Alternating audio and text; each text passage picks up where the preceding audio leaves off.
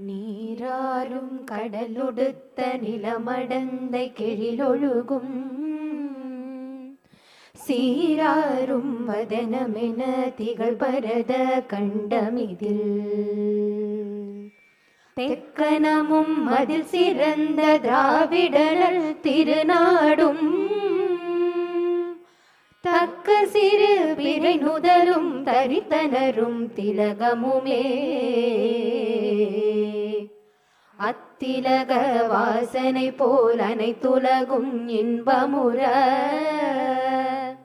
எத்திசையும் புகழ் மணக்க இருந்த பெரும் தமிழனங்கே தமிழனங்கே உன் சீரிழமை திறம் வியந்து செயல் மறந்து வாழ்த்துதுமே வாழ்த்துதுமே வாழ்த்துதுமே.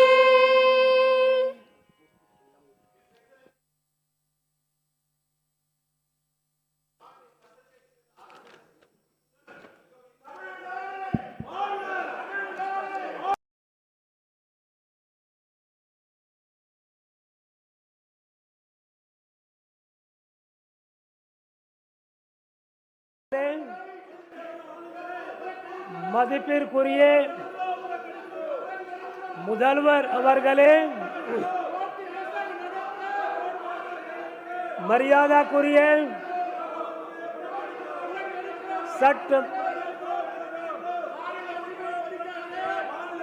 சட்டமன்ற உறுப்பினர்களே,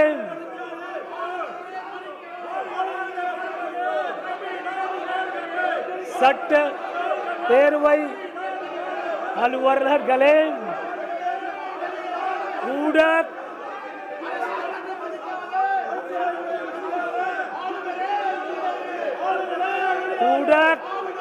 நண்பர்களே,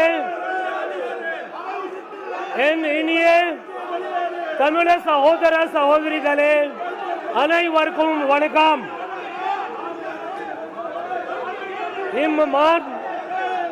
மன்றத்தில் 23ஆம் ஆண்டிற்கான சட்டமன்ற பேரவையின் முதல் கூட்டத்தில் என் உரையை ஆற்றுவதில் பெரும் மகிழ்ச்சி அடைகிறேன். என் இனிய தமிழ சகோதர சகோதரிகளுக்கும் இம்மன்றத்தில் உள்ள அனைவருக்கும் ஆங்கில் புத்தாண்டு வாழ்த்துக்களையும் வளவர திருநாளாம் பொங்கல் திருநாள் வாழ்த்துக்களையும் தெரிவித்துக் கொள்கிறேன். இந்த புத்தாண்டில் நம்ம மாநிலத்தில் மகிழ்ச்சியும் வளமும் வளர்ச்சியும் மென்மேலும் பெருக்க உள்மாற அந்த வாழ்த்துக்களை தெரிவித்துக் கொள்கிறேன். வரப்புயர் நீர் உயரும், நீர் உயர் மேல் உயரும், மேல் உயர குழி உயரும், குழி உயர கோல் உயரும், கோல் உயர கோல் உயர்வான். என் அவையாரின் முதுமொழியை சொல்லி என் உரையை தொடங்குகிறேன்.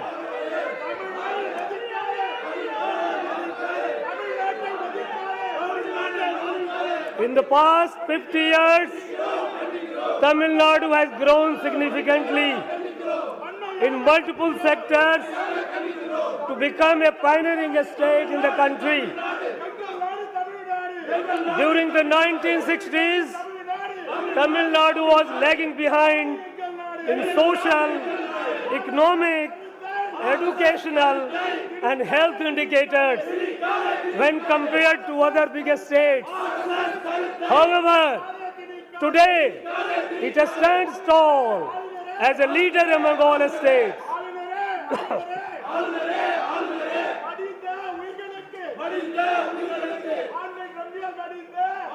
In the last year and a half, Our Honorable Chief Minister has led the government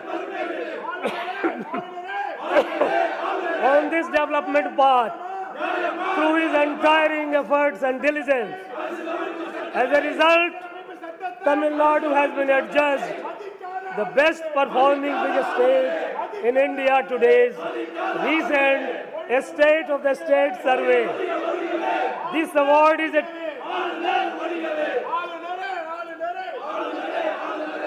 for people of Tamil Nadu to celebrate Pongal in a festive manner.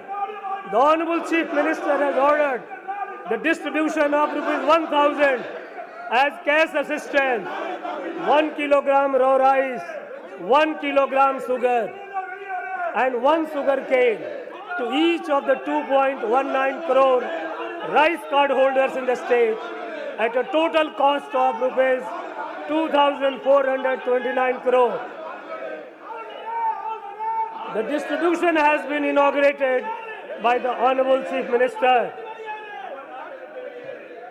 I am confident that this will help the people of the state to celebrate Pongal, which is an integral part of Tamil society, with joy and gaiety. This government's deft management of Manda cyclone and northeast monsoon minimized damages in Chennai city to a great extent. In particular, construction of a stormwater drains for a length of 261 kilometers, another flood mitigation projects worth Rs 1,335 crore in Chennai city and peri-urban areas were sanctioned by this government, and of these 209 works were completed well before the onset of monsoon. Further, construction of 360 kilometers of high-priority drains of Kosasti Basin was completed on a war footing. As a result, major areas of the core city, which were severely flooded last year, witnessed minimal stagnation during this monsoon. The traffic disruption caused by heavy rains was largely controlled and the city was quickly restored to normalcy. I convey my appreciation to this government for its exemplary and effective management of the Manda cyclone and northeast monsoon rains.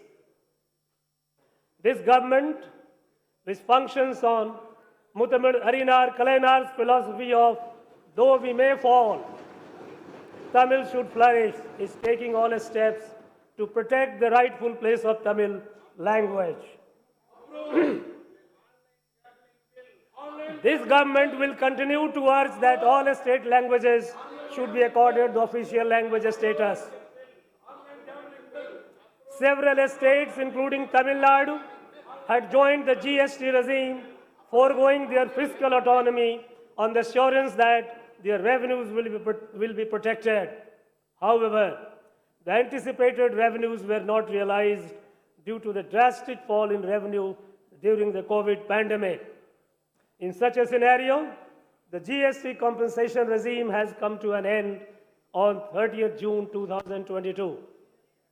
Since the revenues of states are yet to fully recover from the impact of pandemic, this government urges the Government of India to further extend the GST compensation period by at least 2 more years.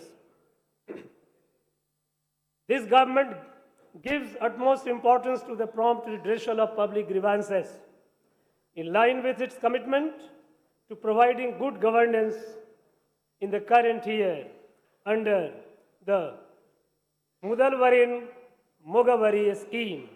Out of 17.70 lakhs petitions received so far, more than 16.28 lakh petitions have been disposed.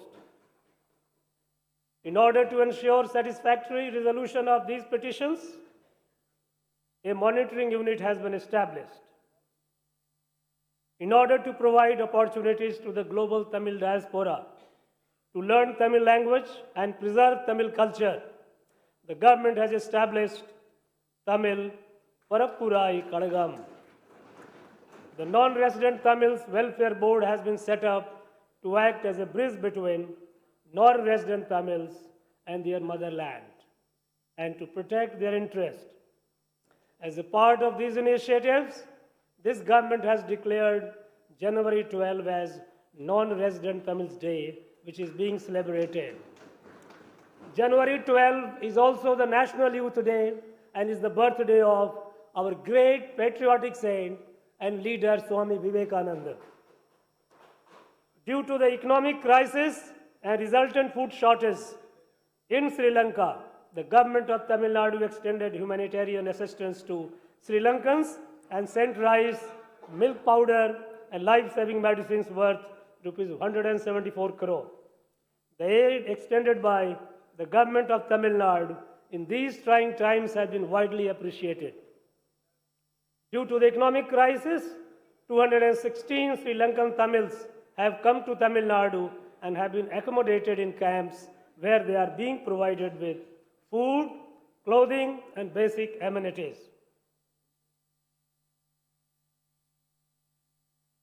This government is continuously taking measures to prevent drug smuggling, including a stringent enforcement of law and awareness creation among people.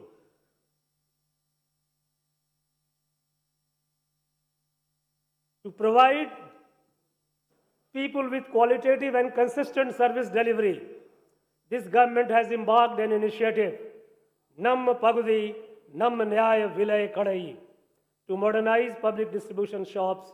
So far, 4,455 shops have been given a facelift.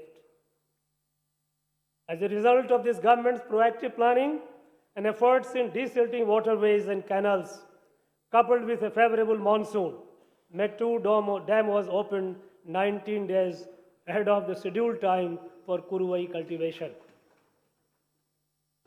Further, this government has provided Kuruvai package worth Rs 61.12 crore to farmers. As a result, a record 5.28 lakh acres was brought under Kuruvai paddy cultivation in the Kaveri Delta region. And so far, 36.20 lakh acres have been brought under Samba cultivation throughout the state. This government has announced an increase in procurement price of cow and buffalo milk by Rs 3 per litre without affecting the interest of the consumers. This has benefited 4.20 lakh milk producers in the state. This government accords highest priority for the welfare of fishermen and is proactively undertaking several development schemes. Construction of 5 new fishing harbors and improvement works in existing 3 fishing harbors at a total cost of Rs 982.30 crore are in progress. This government is committed to protect the fishing rights of Tamil Nadu fishermen in its traditional waters. In this year alone, 232 Tamil Nadu fishermen apprehended by the Sri Lankan Navy were released after the unstinting efforts of this government in collaboration with the government of India. Till date, 10 fishermen have not been released and 106 fishing boats continue to be under the custody of Sri Lankan government. This government will continue to urge that necessary steps be taken to restrain Sri Lankan Navy from apprehending our fishermen and to ensure early release of fishing boats and to find a permanent solution to these issues. Tamil Nadu has emerged as the forerunner in climate change mitigation in the country. In order to provide suitable policy directives on issues related to climate change, the Tamil Nadu Governing Council on Climate Change has been constituted with international experts under the chairmanship of Honorable Chief Minister. Further, to strengthen the state's efforts to climate change adaptation and mitigation, a climate summit was conducted by this government in Chennai on 8th and 9th December 2022. In a pioneering effort, this government set up a green climate fund with a fund size of Rs 1,000 crore to support large projects to tackle climate change. Not limiting itself to only welfare of human beings, This government upholds the age-old Tamil culture of caring and living in harmony with nature and all living beings. In this regard, this government has notified 2 bird sanctuaries at Kaduveli and Nanyarkulam and an elephant reserve at Agathiyar Malai. In an exemplary initiative, the government has notified India's first ever slender lorry sanctuary in Dindigul and Karur districts and Dugong Conservation Reserve in Park Bay. The government is taking steps to protect the critically endangered estate animal Nilgiri Tar and has sanctioned Project Nilgiri Tar at a cost of rupees 25.14 crore. Under the Wetland Mission, Tamil Nadu has successfully obtained accreditation for 13 new Ramsar sites, the highest in the country. This government is committed to strongly asserting its rights on interstate river disputes. While maintaining friendly relations with neighboring states, this government will not permit any act that would be detrimental to the farmers of Tamil Nadu. The government is taking all necessary steps to prevent the construction of Mekadatu Dam. The reservoir level in Mullaperiyar Dam is presently at 142 feet, and the government is taking all efforts to further increase it. This government urges that a water disputes tribunal may be constituted at the earliest as per the orders of the Honorable Supreme Court on the issue of unauthorized diversion of water from Penayar River by Karnataka. With the objective of ensuring water security in the state, this government has been expeditiously implementing 6 large schemes at a total cost of rupees 1,334.10 crore. As a result, 2.59 TMCFT of storage capacity will be added and 6.92 TMCFT of storage will be reclaimed. Due to constant monitoring by this government, the long pending projects Tamirabharani, Karumaniyar, Nambiar, and Atikadavu Avinasi are nearing completion. Tamil Nadu continues to be a top performer in various health indicators in the country.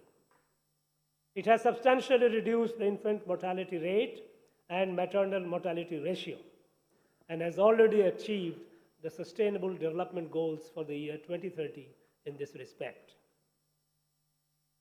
To address the increasing burden of non-communicable diseases, Makkalai Thedi Marutuvam, a scheme was launched by this government to provide free home-based healthcare services at people's doorsteps.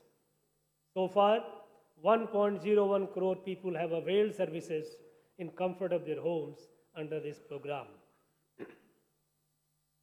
This government had launched a noble scheme, Inuir Kapom, Nammai Kakum, Napatetter, a first of its kind initiative in the country to provide free emergency medical care to all during the first 48 hours of an accident occurring in Tamil Nadu. Under this scheme, so far 1.35 lakh accident victims have availed free of cost treatment worth rupees 120.58 crore in 679 hospitals across the state. As a result, countless precious lives have been saved. Recently, few countries have witnessed a spurt in COVID cases due to a new variant of Omicron virus. This government, which successfully handled the second and third waves of COVID in collaboration with the Government of India, has set up adequate health infrastructure in the state and has taken all precautionary measures to tackle future challenges. This government considers that the NEET exam system is highly disadvantageous to poor rural students and infringes on the rights of state governments. A committee headed by Justice A.K. Rajan was constituted to study the issue. Based on the recommendations of the committee, a draft bill to exempt medical students in Tamil Nadu from NEET exam was passed in the Assembly and sent for presidential assent. Since all clarification requested, the bill have been provided this government seeks expeditious approval of the same. To bridge learning losses that occurred due to COVID, this government is implementing one of the largest learning outreach programs, Ilam Thedi Kalavi, a path-breaking initiative in the country. With the help of 2 lakh volunteers, this program has benefited over 34 lakh students of classes 1 to 8. A study conducted by the world-renowned research organization JPAL has observed that Ilam Thedi Kalavi has significantly contributed towards recovery of learning losses of up to 25% in a span of 6 months. I am happy to inform that these results were presented at the Transforming Education Summit held alongside the United Nations General Assembly meetings and were widely appreciated. To ensure that all primary school children are able to read with comprehension and perform basic arithmetic operations by 2025, this government is implementing the Ennum Edudum program. It is the avowed objective of this government to ensure holistic development of every student through quality education. To achieve this objective, Arasiyal Anubalagan School Development Scheme has been launched to modernize government schools and upgrade infrastructure over the next 5 years with an allocation of Rs 1,430 crore in the current year. In addition, the Honorable Chief Minister has announced that 7,200 new classrooms will be constructed with an outlay of Rs 1,050 crore. This government has planned to upgrade the 45-year-old Chennai Book Fair to global standards and will organize the Chennai International Book Fair for the first time from 16th to 18th January 2023 with participation from more than 25 countries. The objective of the book fair is to facilitate knowledge and copyright exchange between Tamil publishers and the global publishing industry. To realize Pavinder's dream, when shall we herald the day when the people of 1,000 languages will see the beauty of our mother Tamil and the poems of my Tamil people? The government of Tamilnadu will provide a special grant to translate acclaimed Tamil literary works into international and other Indian languages. This government is taking steps to provide quality higher education and create a highly qualified and skilled human resource that would fulfill the needs of a fast-growing nation. To encourage girls students to pursue higher education, this government has launched a landmark scheme, Moovalur Ramamirtham Ammayyar Ninnaiva Pudumai Pen Tittam. Under this scheme, Rs 1,000 is provided every month as cash assistance to all girl students pursuing higher education who have studied in government schools from 6th to 12th standard. In the current academic year, 1,28,780 girl students have benefited through this scheme, and this number is expected to cross 2 lakh before the end of this financial year. As a result of this scheme, the enrollment of girl students from government schools and colleges has increased considerably during the current academic year as compared to the previous academic year. To meet the needs of industry, new courses have been introduced in polytechnic colleges. Further, this government has begun women-friendly diploma courses to increase their employment opportunities. Civil and mechanical engineering diploma courses are being imparted in Tamil medium from the current academic year. For the first time in the country, this government has successfully conducted the International Chess Olympiad in Chennai, which was attended by around 1,800 sportspersons and delegates from over 180 nations. The event was inaugurated by the Honorable Prime Minister of India. The meticulous and efficient organization of the event by the government was lauded by one and all. I appreciate the government of Tamil Nadu for having spectacularly conducted this international event in such a short span of time, much to the acclaim and admiration of the world. The Chief Minister's Cup has been announced by the government to promote sporting events across the state. In these competitions, school and college students, differently abled persons, government servants and public in 5 categories comprising both men and women will take part in various sports competitions, including athletics, football, kabaddi, and silambam. These competitions will be held throughout the state. A global technology and innovation summit, UMAZIN, will be held for the first time in Chennai in March 2023. It will bring together tech companies, investors, academia, and policymakers on a single platform, and will provide new vigor and fillip to the technology industry. The Noon Meal Scheme, which was introduced by the Justice Party in 1920 in Chennai Corporation, has been expanded over a period of time and has today become a model for the entire country.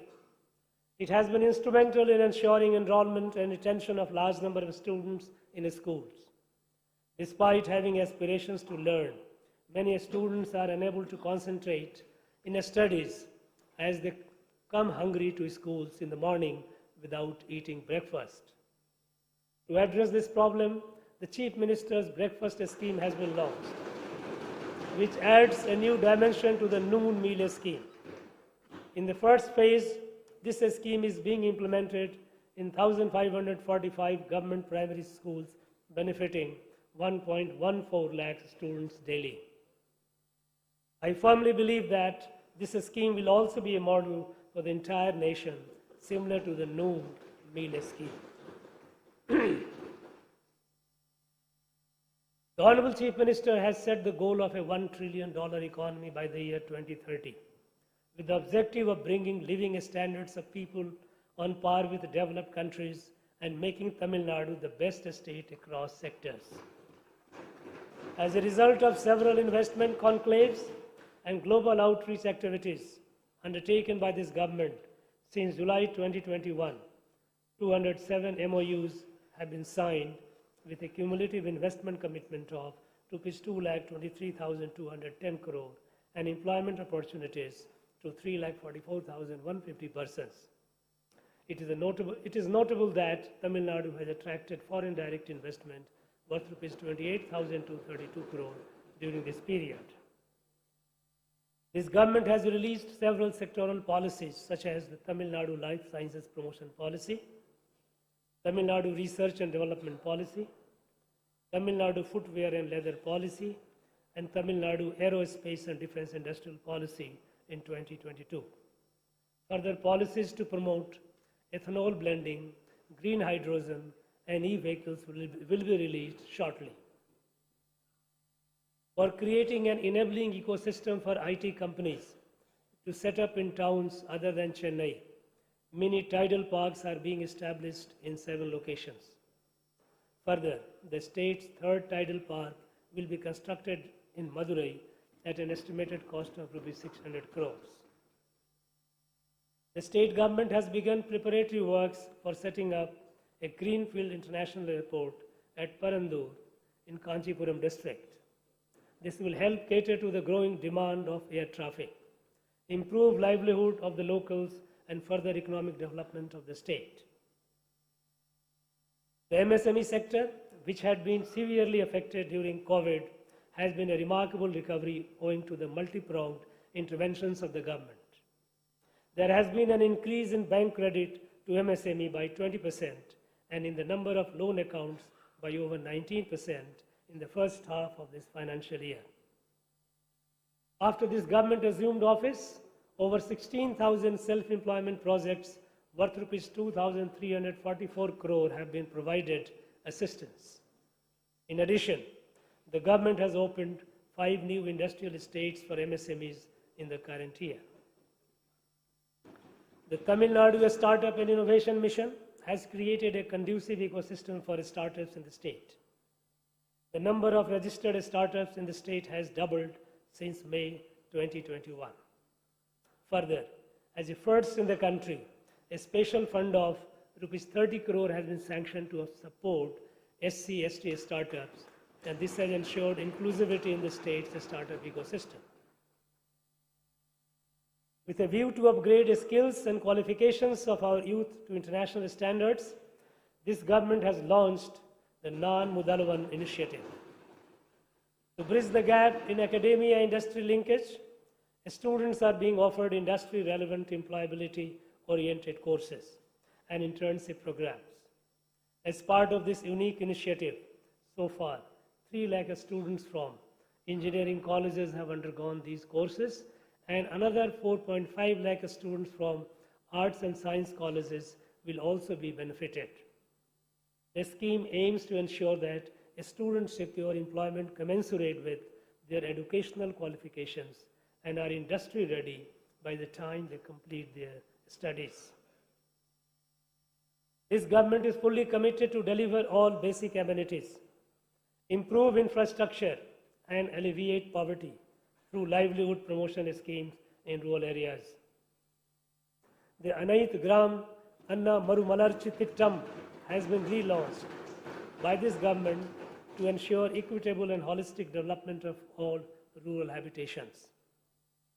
In 2022-23, works are being undertaken in 2,544 panchayats at a total cost of Rs 1,155 crore.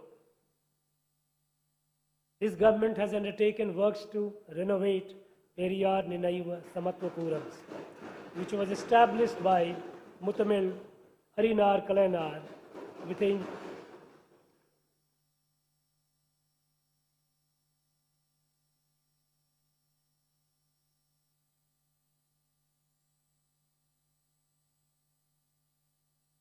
engineer. Huh? No,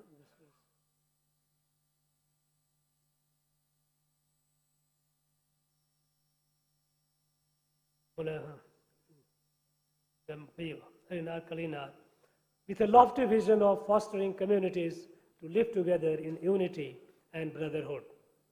In the first phase, 149 Samatwapurams have been taken up for renovation at a cost of Rs 190 crore, and the works will be completed shortly. Similarly, to upgrade infrastructural amenities in urban areas, the Honorable Chief Minister had announced in the previous Assembly session that a length of 20,990 kilometers of urban roads will be developed at a cost of Rs 9,588 crore in the next 4 years. These works are in progress and will be completed at the earliest. The government has sanctioned Rs 122 crore to dispose legacy waste through biomining in an environment-friendly manner, and steps are being taken to reclaim wasteland in 53 sites. So far, 369 acres of land have been reclaimed and are being transformed into green spaces. In order to fulfill the drinking water needs of citizens, this government has sanctioned 103 combined water supply schemes at an estimated cost of Rs 15,734 crore under the Jal Jeevan mission. Further works to ensure drinking water supply in urban areas have been sanctioned at a cost of Rs 3,166 crore under Amrit scheme. As a result, 1.64 crore people across the state will be benefited. With a view to ensure planned urbanization in cities, 6 new urban development authorities have been established. As Chennai and its surrounding areas are developing at a fast pace, it is essential to facilitate economic growth by ensuring provision of basic amenities in such urban agglomerations. Towards this end, this government has announced a 5-fold expansion of the Chennai metropolitan area to 5,904 square kilometers. The Chennai Unified Metropolitan Transport Authority was constituted in 2010 for preparation of transportation plans and institutional coordination across agencies and departments involved in urban mobility in the Chennai metropolitan area. This government has revived this body, which had been defunct for several years. The first meeting of this authority was conducted under the chairmanship of Honorable Chief Minister last November. Initiatives such as integrated ticketing facility, comprehensive mobility plans, and safe commutes to women and students will be undertaken.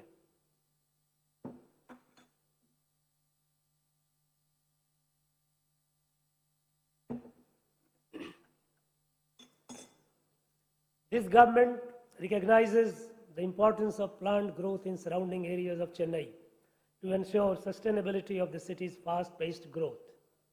In this regard, Chennai Metropolitan Development Agency is embarking on a pioneering effort to create a new growth cluster through land pooling in Madampakkam, spanning 600 acres. Land will be pooled with the consent of landowners and classified based on their uses to promote plant development, while ensuring that the benefits of development are shared with the landowners. Majority of the landowners have given their willingness to participate in this project, and the works will be completed shortly. In the next phase, a satellite town is proposed to be created near Mamlapuram along East Coast Road, following the same model. The upgradation of ECR as a 4-lane road, coupled with development of this satellite town, will anchor future growth of the Chennai metropolitan area. The government is taking several steps to ensure quality and safe road networks across the state, which are imperative for economic growth. This government has sanctioned 2,263 new works under the Comprehensive Road Infrastructure Development Program at a cost of Rs 5,582 crore. New works for converting 131 causeways to high-level bridges at a cost of Rs 560 crore, construction of bypasses at a cost of Rs 142 crore, and 8 railway overbridges at a cost of Rs 327 crore have been taken up in the current year. Self-help groups have been instrumental in enhancing the status of women through livelihood improvement, skill development, and self-reliance. In the current year, 42,845 new self-help groups have been formed with 3.97 lakh women. So far, bank credit has been given to 3.07 lakh self-help groups to the tune of Rs 16,949 crore in the current financial year. In order to improve the quality of self-help group products and to provide an opportunity for marketing through e-commerce, brand Mathi is being promoted by the government. The revolutionary scheme of providing free travel to all women in ordinary town buses has led to not only economic upliftment but also social empowerment of women in the state. On a daily basis, 36 lakh trips are being undertaken by women. A study commissioned by the State Planning Commission has revealed that a woman passenger saves approximately Rs 888 per month as a result of this scheme. This government is committed to replace the existing aged fleet with environment-friendly new green buses. Steps are being taken to procure 2,213 BS6 buses and 500 electric buses with KfW funding and 1,000 BS6 buses with state funding, and they will come into operation this year. The first phase of Chennai Metro Rail, covering 54 kilometers in 2 corridors, is providing world-class metro rail services. The ridership has been a steady increase after the COVID pandemic from an average of 1.76 lakh per day in June 2022 to 2.07 lakh per day in December 2022. The implementation of phase 2 of this project for a length of 118.9 kilometers at a total project cost of Rs 63,246 crore is progressing at a fast pace. This government is harnessing the immense tourism potential of the state and has adopted and integrated a strategy to propel tourism-based economy. Adventure and eco-camping sites are being set up in lesser-known places to provide unique experiences to tourists and also create livelihood opportunities for the local people. To commemorate the legacy of the inimitable great Tamil Emperor, Rajaraja Cholan, the government has announced that his birth anniversary, Sadai Vida, will be henceforth be celebrated as a government function. Further, the Rajaraja Cholan Mani Mandapam will be renovated and embellished to showcase the glory of the Chola Empire. The Honorable Chief Minister has also announced that the birth anniversary of Adi Tiruvadirai of the mighty Tamil Emperor Rajendra Chola, who reigned over vast swaths of the world, will henceforth be celebrated as a government function. This government has been taking proactive steps to preserve the rich heritage of archaeological and historical monuments in the state. Construction of a new world-class museum to showcase the artifacts found in Kiladi excavations is nearing completion. Similarly, works are underway to set up the Porunai Museum, where excavated artifacts from Adi Chananur, Korakai and Sivakalai will be displayed. This government has been taking all necessary measures to safeguard temple lands and properties since it assumed office. So far, land and properties worth rupees 3,657 crore have been retrieved by the government. During this year, the government has commenced new works in 34 temples at a total cost of rupees 158 crore. Further, the Honorable Chief Minister laid the foundation for works as part of the master plan of Tiruchendur Temple at an estimated cost of rupees 300 crore. This government, true to its philosophy of furthering inclusive growth, is implementing various special schemes towards socio-economic and educational development of the marginalized and weaker sections of the society. Several works, including construction of new hostels, smart classrooms, and upgradation of residential schools for Adi Dravidar and tribal students, are being undertaken at a cost of rupees 425.40 crores. Works are in progress for the construction of 1,537 houses for particularly vulnerable homeless tribals throughout the state. To protect the rights of forest-dwelling tribes, 2,293 tribal families have been given forest rights under the Forest Rights Act 2006 during the last 1.5 years. Tamilnadu has adopted a unique reservation system to further social justice in the state and ensure advancement of socially backward classes. This government is firm on continuing the present reservation policy in the state, as the 10% quota for economically weaker section is against the ideals of social justice. To ensure economic development of socially backward sections of the society, steps are being taken to provide loans worth rupees 210 crore through the Tamil Nadu Backward Classes Economic Development Corporation and Tamil Nadu Minorities Economic Development Corporation. The government is firmly committed to safeguard the rights and interests of minorities in the state. The scheme of providing subsidy to pilgrims undertaking Hajj and Jerusalem pilgrimage will be continued. The upliftment of weaker and marginalized sections of the society is an important objective of this government. The Honorable Chief Minister has ordered that pension for differently abled persons will be enhanced from rupees 1,000 to rupees 1,500 per month, and maintenance allowance from rupees 1,500 to rupees 2,000 for severely affected persons with disabilities.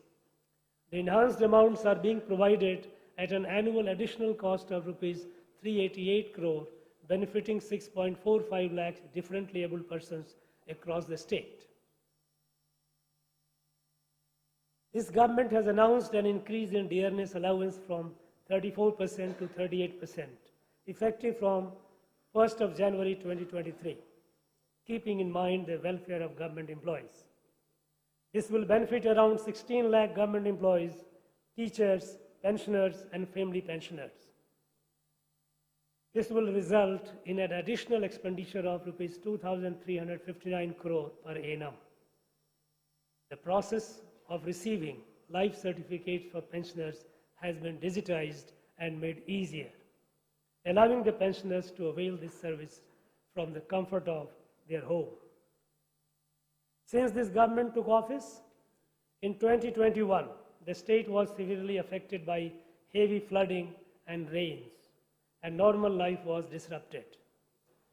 Based on the learnings of that disaster, this government has effectively managed the recent cyclone and rains.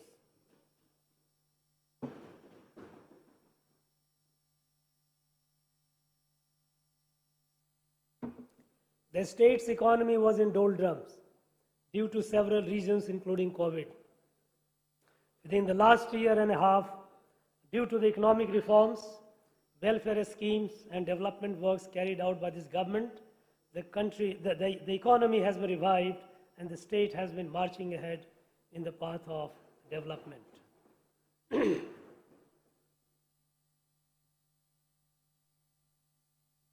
This government is tirelessly striving to achieve the twin objectives of welfare of Tamils and prosperity of Tamilnadu. This government will overcome any challenges in achieving this goal and successfully take Tamilnadu on a high growth trajectory. This year, I hope that all of you will constructively participate in legislative debates, enact required legislations for the welfare of people and socio-economic growth of the state, and extend cooperation to the government's endeavor in achieving these objectives. I once again wish everyone a very happy New Year and Pongal, and conclude my address with the immortal words of Mahakavi Bhartiyar. Valiye Santamilar, Valagar Nattamilar, Valiye Bharatmani Tirunadu, Valaga Bharatam Jai Hind.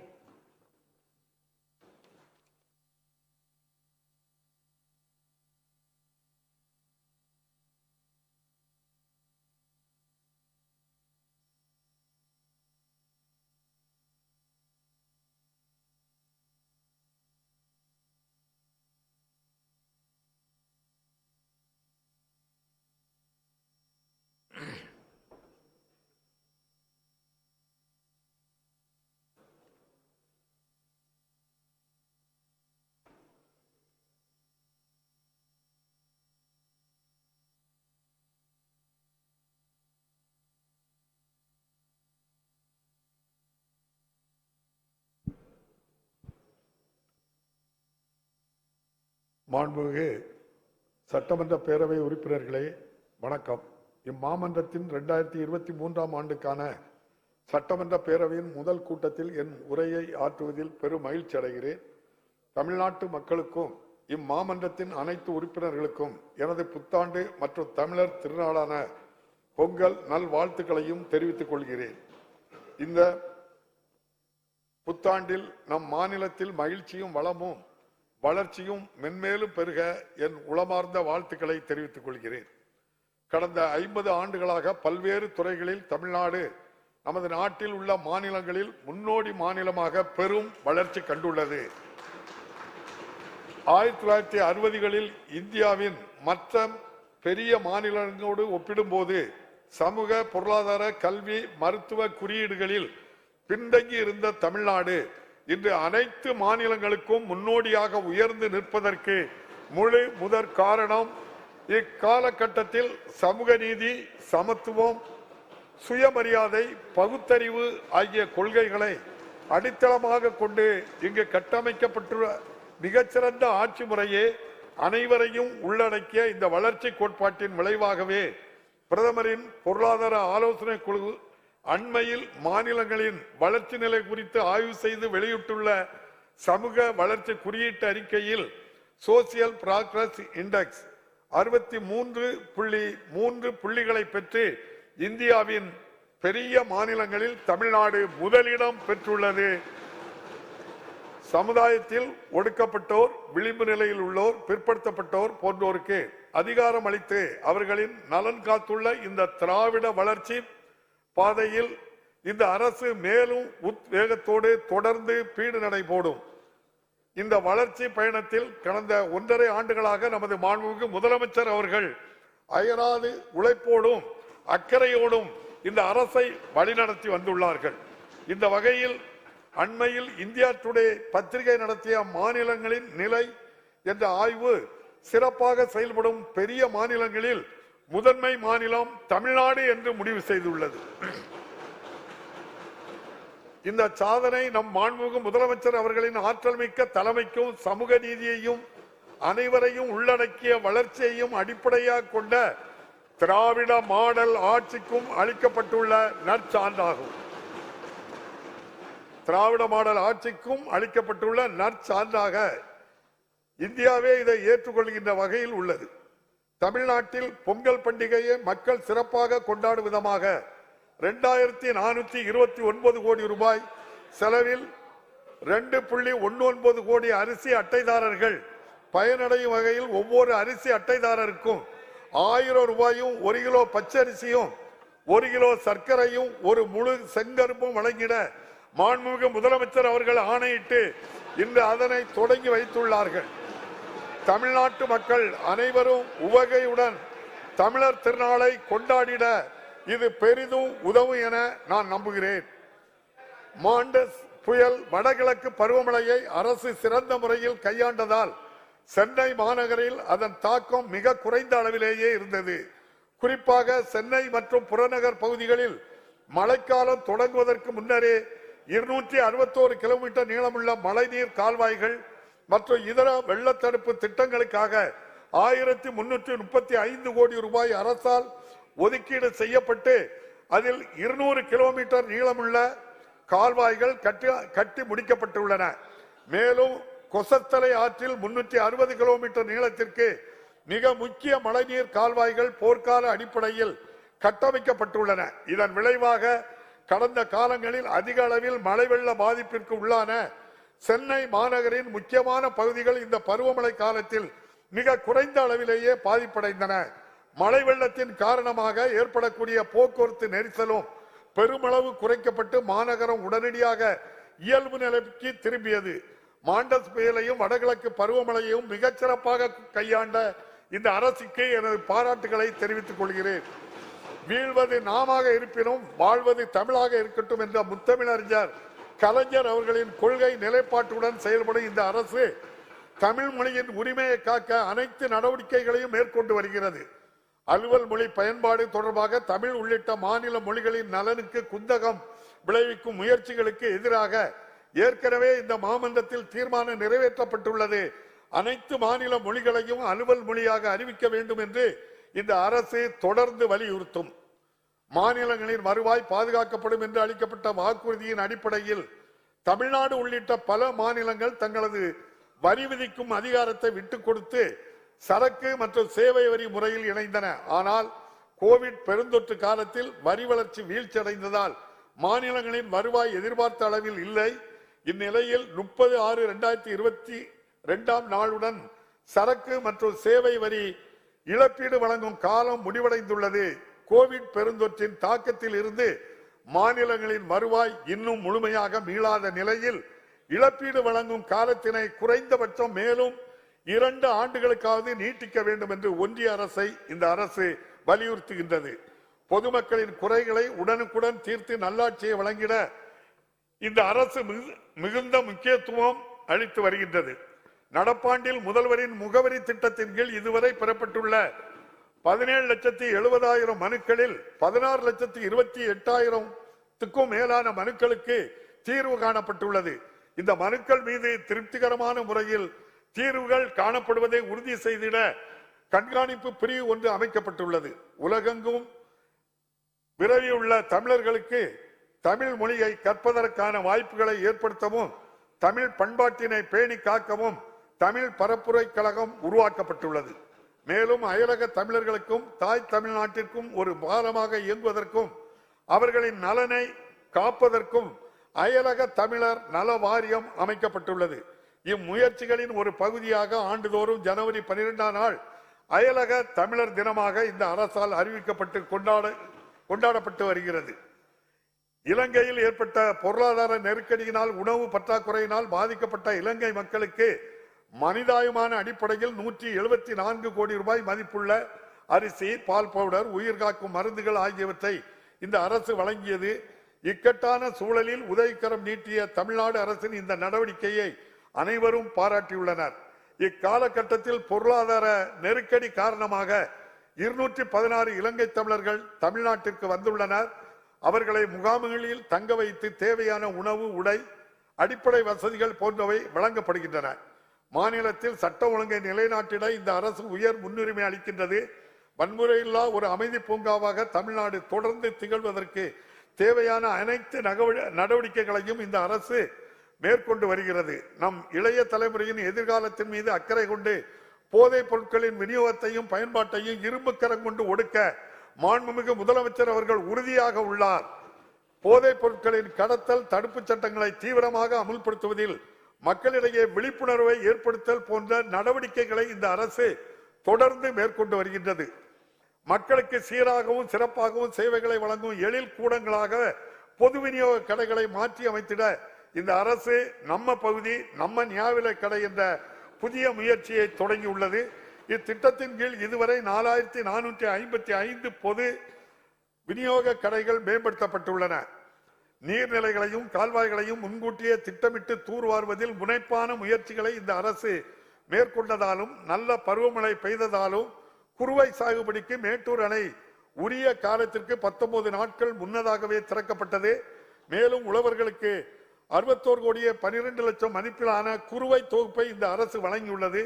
இவை காரணமாக Kaveri delta பகுதியில் 5,28,000 acre பரப்பில் குறுவை நெல் சாகுபடி செய்து வரலாற்று சாதனை படைக்கப்பட்டதோடு மாநிலத்தில் சம்பா சாகுபடி இதுவரை 36,20,000 ஏக்கர் பரப்பில் மேற்கொள்ளப்பட்டுள்ளது. நுகர்வோர் பாதிக்கப்படாத வகையில் பசும்பால், எருமைப்பால் ஆகியவற்றின் கொள்முதல் விலையை லிட்டருக்கு 3 ரூபாய் உயர்த்தி அரசு அறிவித்துள்ளது. இதன் மூலம் மாநிலத்தில் உள்ள 4,20,000 பால் உற்பத்தியாளர்கள் பயன்பெறுகின்றார்கள். மீனவர் நலனில் மிகுந்த அக்கறை கொண்ட இந்த அரசு அவர்களின் நலனுக்காக பல்வேறு வளர்ச்சி திட்டங்களை முனைப்புடன் செயல்படுத்தி வருகிறது. தமிழ்நாட்டில் 5 புதிய மீன்பிடி துறைமுகங்கள் அமைக்கும் பணிகளும் 3 மீன்பிடி துறைமுக மேம்பாட்டு பணிகளும் மொத்தம் 982 கோடியே 30 லட்சம் ரூபாய் மதிப்பீட்டில் மேற்கொள்ளப்பட்டு வருகின்றன. பாரம்பரிய கடற்பகுதியில் தமிழ்நாட்டு மீனவர்களின் மீன்பிடி உரிமைகளை பாதுகாப்பதில் இந்த அரசு உறுதியாக உள்ளது.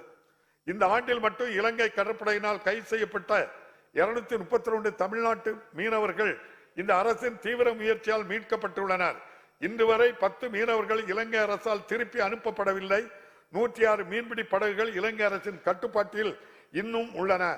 இலங்கை கடற்படையினர் நமது மீனவர்களை கைது செய்வதை தடுக்கவும் மீனவர்களின் உடைமைகளை விடுவிக்கவும் உரிய நடவடிக்கைகளை மேற்கொள்ளுமாறும் இப்பிரச்சனைகளுக்கு நிரந்தர தீர்வு காணவும் இந்த அரசு தொடர்ந்து வலியுறுத்தும். காலநிலை மாற்றத்தால் ஏற்படும் தாக்கத்தை தணிப்பதில் நாட்டிலேயே முன்னோடி மாநிலமாக தமிழ்நாடு திகழ்கிறது. காலநிலை மாற்றம் குறித்து தகுந்த ஆலோசனைகளை வழங்கிட மாண்புமிகு முதலமைச்சர் அவர்களின் தலைமையில் பன்னாட்டு வல்லுநர்களை கொண்ட உயர்மட்ட குழு ஒன்று அமைக்கப்பட்டுள்ளது. மேலும் காலநிலை மாற்றத்தை எதிர்கொள்வதற்கான முயற்சிகளை வலுப்படுத்த காலநிலை உச்சி மாநாட்டையும் சென்னையில் இந்த அரசு 2022 ஆண்டு டிசம்பர் 8-9 தேதிகளில் வெற்றிகரமாக நடத்தியுள்ளது. ஒரு முன்னோடி முயற்சியாக காலநிலை மாற்றத்தை எதிர்கொள்வதற்கான பெரும் திட்டங்களுக்கு ஆதரவளிக்கும் வகையில் 1000 கோடி ரூபாய் மதிப்பில் பசுமை காலநிலை நிதியத்தை கிரீன் கிளைமேட் ஃபண்ட் அரசு அமைத்துள்ளது. மானிட நலன் மட்டுமின்றி பகுத்துண்டு பல்லுயிர் ஓம்பும் தமிழர் பண்பாட்டை பேணி காக்கவும் இவ்வரசு கழுவேலி, நஞ்சராயன் குளம் ஆகிய இடங்களில் பறவைகள் சரணாலயங்களையும் அகத்தியர் மலையில் யானைகள் காப்பகத்தையும் அமைக்க ஆணையிட்டுள்ளது. அதுபோல் இந்தியாவிலேயே முதல் முயற்சியாக திண்டுக்கல், கரூர் மாவட்டங்களில் தேவாங்கு காப்பகத்தையும் பாக் விரிகுடாவில் கடற்பசு காப்பகத்தையும் இந்த அரசு அமைத்துள்ளது. அழிவின் விளிம்பில் உள்ள மாநில விலங்கான நீலகிரி வரையாட்டை பாதுகாத்திட நீலகிரி வரையாடு திட்டத்தை 25 கோடியே 14 லட்சம் ரூபாய் செலவு மதிப்பில் செயல்படுத்திட இந்த அரசு ஆணையிட்டுள்ளது. ஈரநில இயக்கத்தின் வெட்லாண்ட் மிஷன் கீழ் 13 புதிய ராம்சர் தளங்களுக்கான அங்கீகாரத்தை பெற்று நாட்டிலேயே முதல் நிலையை தமிழ்நாடு எட்டியுள்ளது. அண்டை மாநிலங்களும் நட்புறவை பேணும் அதே வேளையில் மாநிலங்களுக்கு இடையே பாயும் நதிகளின் நீர் பிரச்சனைகளில் நம் உரிமைகளை பாதுகாத்திட இந்த அரசு உறுதியாக உள்ளது. தமிழ்நாட்டின் உழவர் பெருமக்களை பாதிக்கும் எந்த நடவடிக்கையும் இந்த அரசு ஒருபோதும் அனுமதிக்காது. மேகதாது அணை கட்டுவதை தடுக்க தேவையான நடவடிக்கைகளை அரசு மேற்கொண்டு வருகிறது. முல்லை பெரியாறு அணையில் 142 உயரத்திற்கு நீர் தேக்கப்பட்டுள்ளதோடு அணையின் உயரத்தை மேலும் உயர்த்த அனைத்து முயற்சிகளையும் இந்த அரசு மேற்கொண்டு வருகிறது. பெண்ணையாற்றில் இருந்து கர்நாடக மாநிலம் அனுமதியின்றி தண்ணீரை திசை திருப்பும் பிரச்சனையில் மாண்புவகை உச்சநீதிமன்றத்தின் உத்தரவுப்படி நதிநீர் தீர்ப்பாயத்தை விரைந்து அமைத்திட இந்த அரசு வலியுறுத்துகிறது. மாநிலம் முழுவதும் நீர் பாதுகாப்பை உறுதி செய்யும் வகையில் 1334.10 கோடி ரூபாய் மதிப்பீட்டிலான 6 பெருந்திட்டங்களை இந்த அரசு விரைந்து செயல்படுத்தி வருகிறது.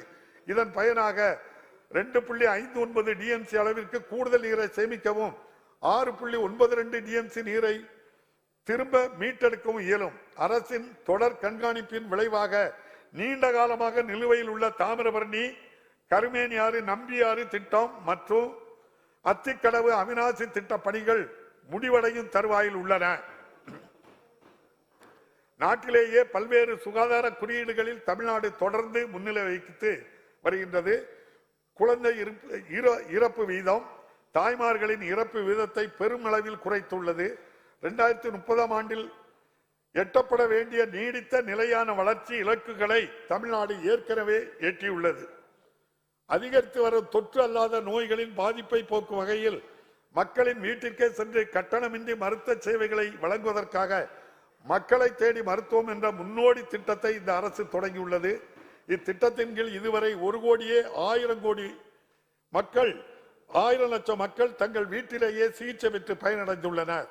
தமிழ்நாட்டில் விபத்து நேர்ந்த முதல் 48 மணி நேரத்தில் அவசர மருத்துவ சேவையை அனைவருக்கும் கட்டணமின்றி வழங்குவதற்காக நாட்டிலேயே முதன்முறையாக இன்னுயிர் காப்போம் நம்மை காக்கும் 48 என்ற உன்னத திட்டத்தை இந்த அரசு அறிமுகப்படுத்தியுள்ளது. மாநிலமெங்கும் உள்ள 679 மருத்துவமனைகளில் இதுவரை 1,35,000 விபத்துக்குள்ளானவர்களுக்கு 120,58 லட்சம் ரூபாய் மதிப்பிலான சிகிச்சைகள் எவ்வித கட்டணமும் இன்றி வழங்கப்பட்டுள்ளன. இத்திட்டத்தின் மூலம் எண்ணற்ற விலை மதிப்பில்லா உயிர்கள் காக்கப்பட்டுள்ளன. அண்மையில் சில நாடுகளில் ஒமிக்ரானின் உருமாறிய ஒரு புதிய வகை வைரஸ் காரணமாக கோவிட் தொற்று வேகமாக பரவி வருகிறது.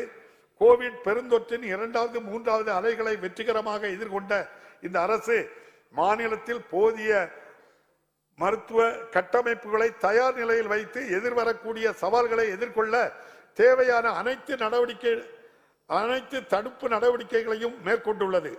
நீட் தேர்வு முறையானது கிராமப்புற ஏழை மாணவர்களை மிகவும் பாதிப்பதாகவும் மாநில அரசுகளின் உரிமைகளை பறிப்பதாகவும் அமைந்துள்ளது என்பதை கருத்தில் கொண்டு இது குறித்து ஆய்வு செய்வதற்காக நீதியரசர் ஏ.கே. ராஜன் அவர்களின் தலைமையில் ஒரு குழுவை அமைத்து அந்த குழுவின் பரிந்துரைகளின் அடிப்படையில் நீட் தேர்வில் இருந்து தமிழ்நாட்டில் மருத்துவ மாணவர் சேர்க்கைக்கு விலக்கு அளிப்பதற்கான சட்ட முன்வடிவை இந்த சட்டமன்றத்தில் நிறைவேற்றி குடியரசுத் தலைவரின் ஒப்புதலுக்கு அனுப்பி வைத்துள்ளோம். இச்சட்டம் குறித்து கோரப்பட்ட விளக்கங்கள் அனைத்தும் வழங்கப்பட்டுள்ள நிலையில் இந்த சட்ட முன்வடிவிற்கான ஒப்புதலை விரைந்து வழங்க இந்த அரசு வலியுறுத்துகிறது. கோவிட் பெருந்தொற்றினால் ஏற்பட்ட கற்றல் இழப்பை ஈடு செய்ய நாட்டிற்கே முன்னோடியாக மாபெரும் கற்றல் திட்டமான இல்லந்தேடி கல்வி திட்டத்தை இந்த அரசு செயல்படுத்தி வருகிறது. 2 லட்சம் தன்னார்வலர்களின் உதவியுடன் 1 முதல் 8ஆம் வகுப்பு வரை பயிலும் 34 லட்சம் மாணவர்கள் இத்திட்டத்தினால் பயன்பெறுகின்றனர். சர்வதேச அளவில் புகழ்பெற்ற ஆராய்ச்சி நிறுவனமான ஜே.பால் மேற்கண்ட ஆய்வின்படி 6 மாதங்களில் ஒட்டுமொத்த கற்றல் இழப்பில் 25% வரை ஈடு செய்யப்பட்டுள்ளதில் இல்லந்தேடி கல்வி திட்டம் பெரும் பங்கை ஆற்றியுள்ளது என்று கண்டறியப்பட்டுள்ளது. ஐக்கிய நாடுகள் சபை கூட்டங்களுடன் நடத்தப்பட்ட கல்வி மாற்றம் உச்சி மாநாட்டில் இந்த ஆய்வின் முடிவுகள் சமர்ப்பிக்கப்பட்டு அனைவராலும் பாராட்டப்பட்டதை நான் மகிழ்ச்சியுடன் தெரிவித்துக் கொள்கிறேன். 2025ஆம் ஆண்டுக்குள் தொடக்க பள்ளியில் பயிலும் அனைத்து குழந்தைகளும் புரிதலுடன் படிக்கவும் எண்கணிதத்தில் திறன் பெறுவதற்கும் எண்ணும் எழுத்தும் திட்டமும் செயல்படுத்தப்படுகிறது. அனைவருக்கும் தரமான கல்வி வழங்குவதன் மூலம் ஒவ்வொரு மாணவரையும் முழுமையான வளர்ச்சி அடைய செய்வதே இந்த அரசின் முக்கிய குறிக்கோள் ஆகும். இந்த நோக்கத்தை எய்திட அடுத்த 5 ஆண்டுகளில் அரசு பள்ளிகளை நவீனப்படுத்தி கட்டமைப்பை மேம்படுத்துவதற்காக பேராசிரியர் அன்பழகன் பள்ளி மேம்பாட்டு திட்டம் தொடங்கப்பட்டுள்ளது. நடப்பாண்டில் இத்திட்டத்திற்கு 1430 கோடி ரூபாய் ஒதுக்கீடு செய்யப்பட்டுள்ளது. மேலும் 7200 புதிய வகுப்பறைகள், 1050 கோடி ரூபாய் செலவில் கட்டப்படும் என்று மாண்புமிகு முதலமைச்சர் அவர்கள் அறிவித்துள்ளார்கள்.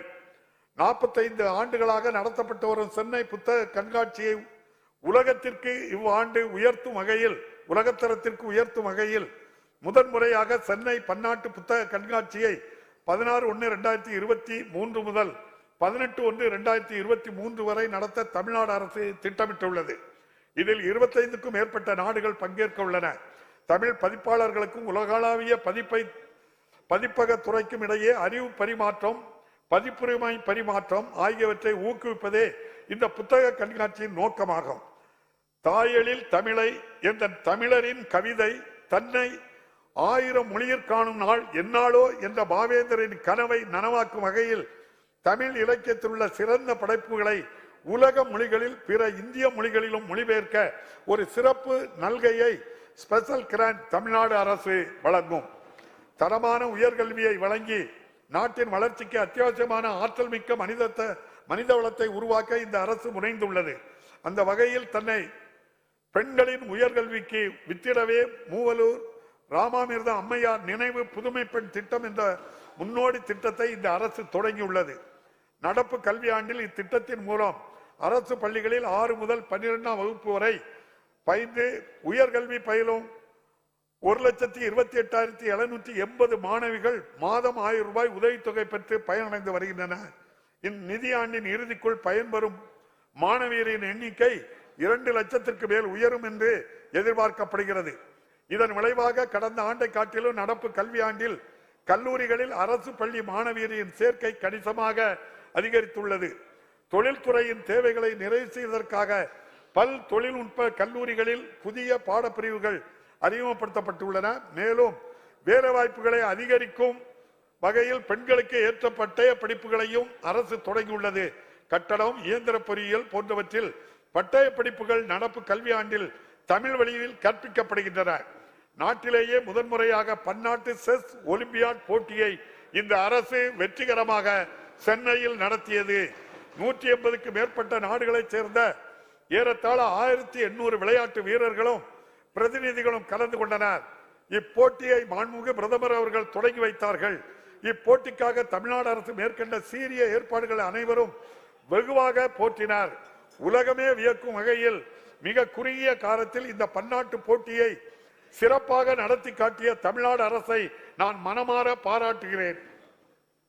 மாநிலம் முழுவதும் விளையாட்டு திறனை ஊக்குவித்திட முதலமைச்சர் கோப்பைக்கான போட்டிகளை அரசு அறிவித்துள்ளது. இப்போட்டிகளில் பள்ளி, கல்லூரி மாணவ மாணவியர், மாற்றுத்திறனாளிகள், அரசு பணியாளர்கள், பொதுமக்கள் என 5 பிரிவுகளில் ஆண் பெண் இருபாலரும் பங்கேற்கும் வகையில் தடகளம், கால்பந்து, கபடி, சிலம்பாட்டம் உள்ளிட்ட பல்வேறு விளையாட்டு போட்டிகள் மாநிலம் அங்கு நடத்தப்பட்டுள்ளன. உலகளவில் தொழில்நுட்பம் மற்றும் புதுமை திறன் உச்சி மாநாடு உமேஜின் முதன்முறையாக சென்னையில் வரும் மார்ச் மாதத்தில் நடைபெற உள்ளது. தொழில்நுட்ப நிறுவனங்கள், முதலீட்டாளர்கள், கல்வியாளர்கள், தொழில்நுட்பத்துறை முன்னோடிகள் ஆகியோரை ஒரே தளத்தில் ஒருங்கிணைத்து தொழில்நுட்பத்துறைக்கு புதிய உத்வேகத்தை இம்மாநாடு ஏற்படுத்தும். 1920ஆம் ஆண்டு சென்னை மாநகராட்சியில் நீதி கட்சியின் ஆட்சி காலத்தில் தொடங்கப்பட்ட மதிய உணவு திட்டம் பல்வேறு காலங்களில் தொடர்ந்து விரிவுபடுத்தப்பட்டு நாட்டிற்கே முன்மாதிரியாக இன்று திகழ்கிறது. ஏழை எளிய மாணவர்கள் அதிக அளவில் பள்ளிகளில் சேர்வதற்கும் தொடர்ந்து பயில்வதற்கும் இத்திட்டம் பெரும் பங்காற்றியுள்ளது. இதன் அடுத்த பரிமாணமாக கல்வி கற்கும் கனவுகள் பல சுமந்து கொண்டு வெறும் வயிற்றுடன் காலையில் பள்ளிக்கு வரும் குழந்தைகள் கல்வியில் கவனம் செலுத்த இயலாத நிலையை களைய முதலமைச்சரின் காலை உணவு திட்டம் அறிமுகப்படுத்தப்பட்டுள்ளது. முதற்கட்டமாக 1545 அரசு தொடக்க பள்ளிகளில் திட்டம் சிறப்பாக செயல்படுத்தப்பட்டு 1,14,000 மாணவர்கள் தினமும் பயன்பெறுகின்றனர். மதிய உணவு திட்டம் போன்றே இத்திட்டமும் நமது நாட்டிற்கே முன்னோடியாக விளங்கும் என நான் உறுதியாக நம்புகிறேன். தமிழ்நாடு பல்துறைகளில் தலை சிறந்து விளங்கவும் நமது மக்களின் வாழ்க்கை தரத்தை வளர்ந்த நாடுகளுக்கு நிகராக உயர்த்தவும் 2030ஆம் ஆண்டிற்குள் $1 டிரில்லியன் பொருளாதார வளர்ச்சி இலக்கை அடைய வேண்டும் என மாண்புமிகு முதலமைச்சர் அவர்கள் இலக்கிட்டுள்ளார்கள். இந்த அரசால் மேற்கொள்ளப்பட்ட பல முதலீட்டு மாநாடுகள், உலக அளவில் முதலீடுகளை ஈர்க்க மேற்கொண்ட முன்னெடுப்புகள் ஆகியவற்றின் பயனாக ஜூலை 2021 முதல் இன்று வரை 207 புரிந்துணர்வு ஒப்பந்தங்கள் கையெழுத்திடப்பட்டுள்ளன. இதனால் 2,23,210 கோடி ரூபாய் முதலீடும் 3,44,150 நபர்களுக்கான வேலை வாய்ப்புகளும் உறுதி செய்யப்படும். இக்காலகட்டத்தில் 28,232 கோடி ரூபாய் அந்நிய முதலீட்டை தமிழ்நாடு ஈர்த்துள்ளது என்பதும் குறிப்பிடத்தக்கது. தமிழ்நாடு உயிர் அறிவியல் மேம்பாட்டுக் கொள்கை, தமிழ்நாடு ஆராய்ச்சி மற்றும் மேம்பாட்டுக் கொள்கை, தமிழ்நாடு காலனி தோல் பொருட்கள் கொள்கை, தமிழ்நாடு விண்வெளி பாதுகாப்பு தொழில் கொள்கை போன்ற பல துறைசார் கொள்கைகள் 2022ஆம் ஆண்டில் இந்த அரசால் வெளியிடப்பட்டுள்ளன. மேலும் எரிபொருட்களில் எத்தனால் சேர்த்தல், பசுமை ஹைட்ரஜன், மின் வாகனங்களுக்கான கொள்கைகள் ஆகியவை மிக விரைவில் வெளியிடப்படும். சென்னை தவிர பிற நகரங்களில் தகவல் தொழில்நுட்ப நிறுவனங்கள் அமைந்திட உகந்த சூழலை உருவாக்க 7 இடங்களில் மினி டைடல் பூங்காக்கள் அமைக்கப்பட்டு வருகின்றன. மேலும் மாநிலத்தின் 3வது டைடல் பூங்கா மதுரையில் ரூபாய் 600 கோடி மதிப்பீட்டில் நிறுவப்படும். காஞ்சிபுரம் மாவட்டம் பரந்தூரில் ஒரு புதிய பன்னாட்டு விமான நிலையத்தை அமைப்பதற்கான ஆயத்த பணிகளை மாநில அரசு தொடங்கியுள்ளது. இது நமது மாநிலத்தின் அதிகரித்து வரும் விமான போக்குவரத்து தேவைகளை நிறைவு செய்வதோடு அப்பகுதி மக்களின் வாழ்வாதார மேம்பாட்டிற்கும் மாநிலத்தின் பொருளாதார வளர்ச்சிக்கும் வழிகோலும். கோவிட் பெருந்தொற்றால் கடும் பாதிப்புக்குள்ளான குறு சிறு மற்றும் நடுத்தர நிறுவனங்கள் அரசு மேற்கொண்ட பல்வேறு நடவடிக்கைகளால் பெருமளவில் மீண்டு வந்துள்ளன.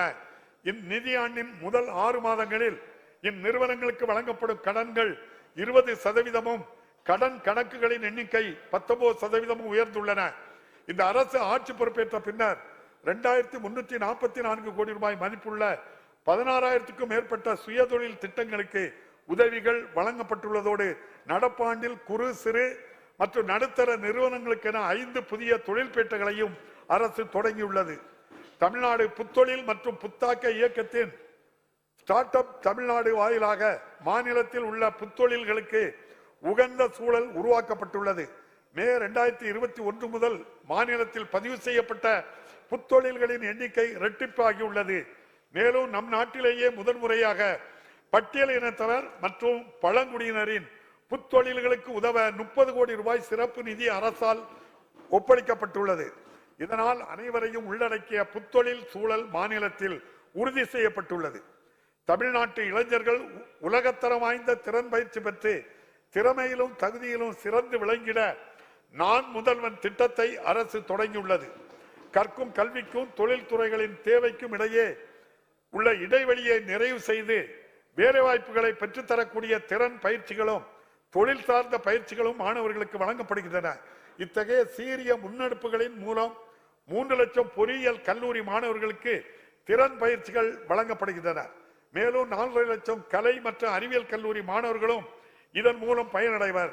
கல்லூரி படிப்பு முடியும் தருவாயிலேயே மாணவர்களின் கல்வி தகுதிக்கேற்ப வேலை வாய்ப்பினை உறுதி செய்வதோடு தொழில் நிறுவனங்களில் பணியாற்ற திறன்மிகு மாணவர்களை உருவாக்குவதும் இத்திட்டத்தின் முக்கிய நோக்கமாகும். கிராமப்புற பகுதிகளில் அடிப்படை வசதிகளை ஏற்படுத்தி கட்டமைப்புகளை மேம்படுத்தி வாழ்வாதார திட்டங்களின் மூலம் வறுமையை அகற்றிடும் முயற்சிகளில் இந்த அரசு முழுமையாக ஈடுபட்டுள்ளது. மாநிலத்தில் உள்ள அனைத்து கிராம குடியிருப்பு பகுதிகளிலும் சமமான முழுமையான வளர்ச்சியை உறுதி செய்யும் நோக்கத்துடன் அனைத்து கிராம அண்ணாமலை திட்டம் இந்த அரசால் மீண்டும் செயல்படுத்தப்பட்டு வருகின்றது. 2022-23ஆம் ஆண்டில் மொத்தம் 1,155 கோடி ரூபாய் மதிப்பீட்டில் 2,544 ஊராட்சிகளில் பணிகள் மேற்கொள்ளப்பட்டு வருகின்றன. மக்கள் அனைவரும் ஒற்றுமையுடன் சகோதர உணர்வுடன் வாழ வேண்டும் என்ற உயரிய நோக்கத்துடன் முத்தமிழறிஞர் கலைஞர் அவர்களால் கொண்டுவரப்பட்ட பெரியார் நினைவு சமத்துவபுரம் திட்டத்தை இந்த அரசு மீட்டெடுத்து வருகின்றது. முதற்கட்டமாக 149 சமத்துவபுரங்களில் 190 கோடி ரூபாய் மதிப்பீட்டில் மேற்கொண்ட புதுப்பிக்கும் பணிகள் முடிவடையும் தருவாயில் உள்ளன. அதேபோல் நகர்ப்புற பகுதிகளில் கட்டமைப்பு வசதிகளை மேம்படுத்திட வரும் 4 ஆண்டுகளில் 20,990 கிலோமீட்டர் நீளமுள்ள நகர்ப்புற சாலைகள் 9,588 கோடி ரூபாய் செலவில் மேம்படுத்தப்படும் என சென்ற கூட்டத்தொடரில் மாண்புமிகு முதலமைச்சர் அவர்கள் அறிவித்தார்கள். இப்பணிகள் விரைவில் முடிக்கப்படும். 53 இடங்களில் தேங்கியுள்ள பழைய கழிவுகளை லீகசி வேஸ்ட் சுற்றுச்சூழலுக்கு உகந்தவாறு உயிரி அகழ்ந்தெடுத்தல் பயோமைனிங் முறையில் அப்புறப்படுத்தி நிலங்கள் மீட்டெடுக்கப்பட உள்ளன. இதற்காக ரூபாய் 122 கோடி ரூபாய் ஒதுக்கீடு செய்யப்பட்டுள்ளது. இதுவரை 369 ஏக்கர் நிலங்கள் மீட்டெடுக்கப்பட்டு பசுமையான பகுதிகளாக மாற்றப்பட்டு வருகின்றன. மக்களின் குடிநீர் தேவைகளை நிறைவு செய்வதற்காக 15,734 கோடி ரூபாய் மதிப்பீட்டில் 103 கூட்டு குடிநீர் திட்டங்களுக்கு உயிர்நீர் இயக்கத்தின் கீழ் ஜல்ஜீவன் மிஷன் அரசு ஒப்புதல் அளித்துள்ளது. மேலும் நகர்ப்புற பகுதிகளுக்கு குடிநீர் வழங்கும் பணிகளுக்காக அம்ருத் திட்டத்தின் கீழ் 3,166 கோடி ரூபாய் ஒப்புதல் அளிக்கப்பட்டுள்ளது. இதன் மூலம் மாநிலம் முழுவதும் 1,64,00,000 மக்கள் பயன்பெறுவார்கள். நகரங்களின் திட்டமிட்ட வளர்ச்சியை உறுதி செய்யவும் முறைப்படுத்தவும் 6 புதிய நகர வளர்ச்சி குழுமங்கள் அமைக்கப்பட்டுள்ளன. சென்னையும் அதை சுற்றியுள்ள பகுதிகளும் மிக வேகமாக வளர்ச்சியடைந்து வருகின்றன. இப்பெருநகர தொகுப்பின் அடிப்படை தேவைகளை நிறைவு செய்து பொருளாதார வளர்ச்சிக்கு வித்திடும் வகையில் சென்னை பெருநகரின் எல்லை 5 மடங்காக 5,904 சதுர கிலோமீட்டர் அளவிற்கு விரிவாக்கப்பட்டுள்ளது. சென்னை பெருநகர பகுதிக்கான போக்குவரத்து திட்டங்களை தயாரிக்கவும் பல்வேறு துறைகளால் செயல்படுத்தப்படும் போக்குவரத்து அமைப்புகளையும் சேவைகளையும் ஒருங்கிணைத்திடவும் சென்னை ஒருங்கிணைந்த பெருநகர போக்குவரத்து குழுமம் கும்டா 2010 ஆண்டில் அமைக்கப்பட்டது. பல ஆண்டுகளாக செயல்படாமல் இருந்த இக்குழுமத்திற்கு இந்த அரசு புத்துயிர் அளித்துள்ளது. கடந்த நவம்பர் மாதத்தில் இக்குழுமத்தின் முதல் கூட்டம் மாண்புமிகு முதலமைச்சர் அவர்களின் தலைமையில் நடைபெற்றது. ஒருங்கிணைந்த பயணச்சீட்டு முறை, பல்வேறு போக்குவரத்து திட்டம், பெண்களுக்கும் மாணவர்களுக்கும் பாதுகாப்பான பயணத்தை உறுதி செய்தல் ஆகியவை மேற்கொள்ளப்படும்.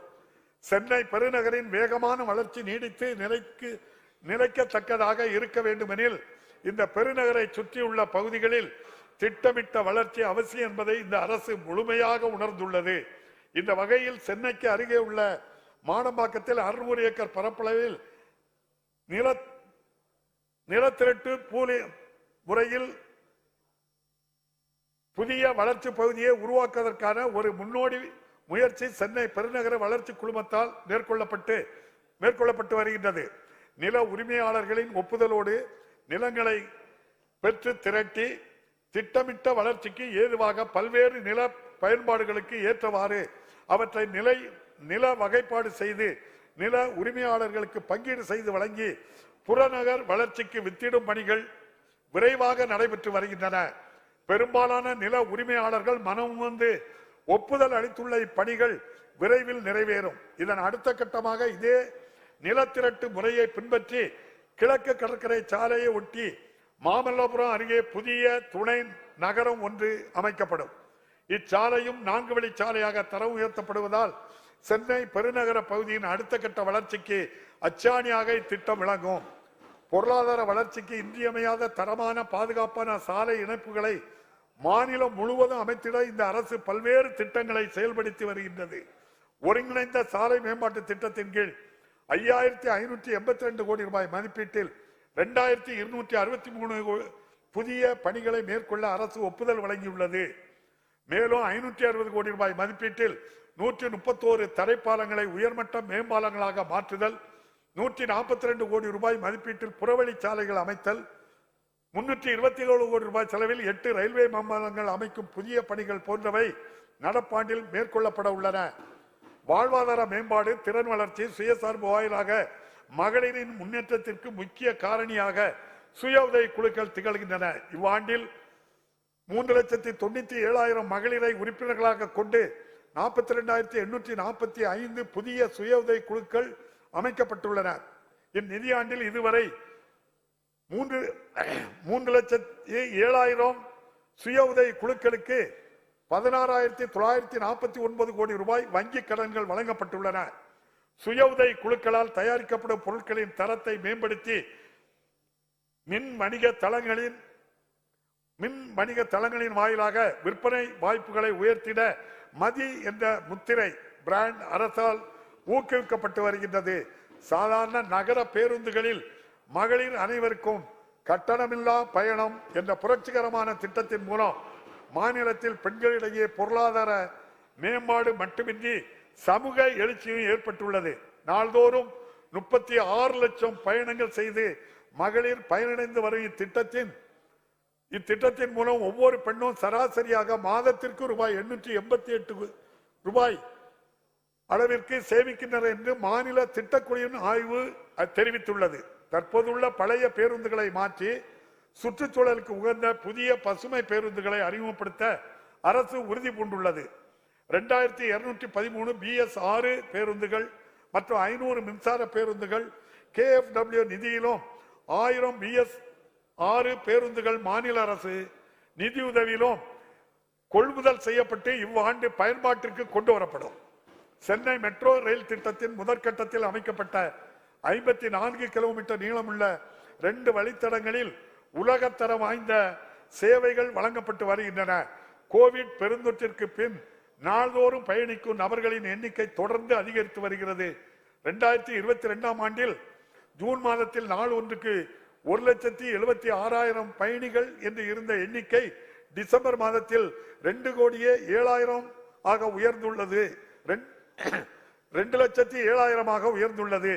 63,246 கோடி ரூபாய் மதிப்பில் 118.9 கிலோமீட்டர் நீளமுள்ள சென்னை மெட்ரோ ரயிலின் 2ஆம் கட்ட பணிகள் துரிதமாக செயல்படுத்தப்பட்டு வருகின்றன. மாநிலத்தில் குவிந்து கிடக்கும் சுற்றுலா வளர்ச்சிக்கான வாய்ப்புகளை பயன்படுத்தி சுற்றுலா சார்ந்த பொருளாதாரத்தை மேம்படுத்துவதற்கு ஒரு ஒருங்கிணைந்த அணுகுமுறையை அரசு பின்பற்றுகிறது. சுற்றுலா பயணிகளுக்கு தனித்துவமான அனுபவங்களை ஏற்படுத்தவும் உள்ளூர் மக்களுக்கு வாழ்வாதார வாய்ப்புகளை உருவாக்குவதற்கும் அதிகம் அறியப்படாத சுற்றுலா தலங்களில் சாகச சுற்றுலா சுற்றுச்சூழல் சுற்றுலா மையங்கள் அமைக்கப்பட்டு வருகின்றன. ஒப்பாரும் மிக்காரும் இல்லா தமிழ் மாமன்னர் ராசராச சோழனின் அரும் பெருமைகளை போற்றும் நோக்குடன் அவரது பிறந்த நாளான சதய விழா இனி அரசு விழாவாக கொண்டாடப்படும் என அரசு அறிவித்துள்ளது. மேலும் சோழ பேரரசின் புகழை காட்சிப்படுத்தும் வகையில் ராசராச சோழனின் மணிமண்டபம் புதுப்பிக்கப்பட்டு மெருகேற்றப்படும் எனவும் உலகாண்ட தமிழ் மாமன்னர் ராசேந்திர சோழரின் பிறந்த நாளான ஆடி திருவாதிரை இனி அரசு விழாவாக கொண்டாடப்படும் எனவும் மாண்புமிகு முதலமைச்சர் அவர்கள் அறிவித்துள்ளார்கள். மாநிலத்தில் உள்ள தொல்பொருள் மற்றும் வரலாற்று நினைவு சின்னங்கள் செழுமையான மரபினை பாதுகாப்பதற்கான தீவிர நடவடிக்கைகள் அரசால் மேற்கொள்ளப்பட்டு வருகின்றன. கீழடி அகழ்வாயில் கிடைத்த தொல்பொருட்களை காட்சிப்படுத்துவதற்காக அமைக்கப்படும் உலக தரம் வாய்ந்த அருங்காட்சியகத்தின் கட்டுமான பணிகள் நிறைவடையும் தருவாயில் உள்ளன. இதுபோன்ற ஆதிச்சநல்லூர், கொற்கை, சிவகலை ஆகிய பகுதிகளில் அகழ்ந்தெடுக்கப்பட்ட தொல்பொருட்களை காட்சிப்படுத்துவதற்கான பொருணை அருங்காட்சியகம் அமைக்கும் பணிகளும் நடைபெற்று வருகின்றன. இந்த அரசு ஆட்சி பொறுப்பேற்றதிலிருந்து கோவில் நிலையங்களையும் உடைமைகளையும் பாதுகாப்பதற்கு தேவையான அனைத்து நடவடிக்கைகளையும் எடுத்து வருகின்றது. இதுவரையில் 3657 கோடி ரூபாய் மதிப்புள்ள நிலங்களும் சொத்துக்களும் மீட்டெடுக்கப்பட்டுள்ளன. மகத்தான இப்பணிகளுக்காக தமிழ்நாடு அரசிற்கு என் மனமார்ந்த பாராட்டுகளை தெரிவித்துக் கொள்கிறேன். இந்த ஆண்டு 158 கோடி ரூபாய் மதிப்பீட்டில் 34 கோயில்களின் புதிய கட்டுமான பணிகளை அரசு தொடங்கியுள்ளது. மேலும் திருச்செந்தூர் திருக்கோவில் பகுதியில் 300 கோடி ரூபாய் மதிப்பீட்டில் பெருந்திட்ட வளாக பணிகள் தொடங்கப்பட்டுள்ளன. அனைவரையும் உள்ளடக்கிய வளர்ச்சி என்ற கொள்கையுடன் செயல்படும் இந்த அரசு சமூகத்தின் விளிம்பு நிலையில் உள்ள அடித்தட்டு மக்கள் அனைவரும் சமூக பொருளாதார கல்வி மேம்பாட்டினை அடைவதற்காக பல்வேறு சிறப்பு திட்டங்களை செயல்படுத்தி வருகிறது.